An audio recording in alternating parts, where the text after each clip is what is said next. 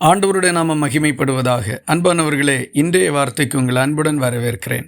இன்றைய தியானத்துக்காக மத்தேயு எழுதின சுவிசேஷம் 5வது அதிகாரம் 48வது வசனத்தை வாசிக்க கேட்போம். ஆகையால் பரலோகத்தில் இருக்கிற உங்கள் பிதா பூரண சர்க்குணராய் இருக்கிறது போல நீங்களும் பூரண சர்க்குணராய் இருக்க கடவீர்கள்.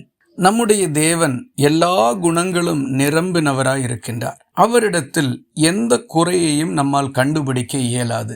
ஆண்டவர் இயேசு கிறிஸ்து பரலோகத்தின் தேவனை நமக்கு முன்னுதாரணமாக வைத்து அவரை போல நீங்களும் பூரண சர்க்குணர்களாக இருக்க கடவீர்கள் என்று சொல்லுகின்றார். இந்த பகுதியிலே பிதாவினுடைய பூரண சர்க்குணம் என்று சொல்லி குறிப்பிடப்படுகின்ற பிரதான காரியம் என்னவென்றால், அவர் தீமை செய்கிறவர்களுக்கு பதில் தீமை செய்வது இல்லை.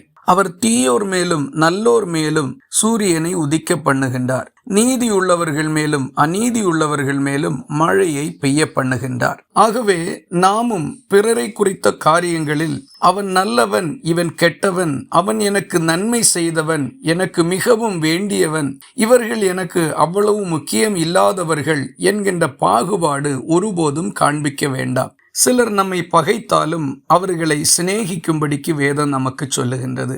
சபிக்கிறவர்களை ஆசீர்வதிக்க வேண்டும். நிந்திக்கிறவர்களுக்காகவும் துன்பப்படுத்துகிறவர்களுக்காகவும் நாம் ஜெபம் பண்ண வேண்டும். இப்படி செய்வோமானால் நாமும் பரலோகத்தில் இருக்கின்ற பிதாவுக்கு பிள்ளைகளாக இருப்போம். அவருடைய சுபாவம் இப்படிப்பட்டதுதான். ஆகவே நம்மை சிநேகிக்கிறவர்களையே சிநேகிக்காமல் துன்பப்படுத்தினாலும் பகைத்தாலும் வீணர் என்று நம்மேல் பொய்யான குற்றச்சாட்டுக்களை சுமத்தினாலும் அவர்களையும் நேசிக்கின்ற தெய்வீக பண்போடு வாழ்வோம். பிதாவுக்கு பிள்ளைகளாயிருப்போம். பூரண சர்க்குணர்களாவோம்.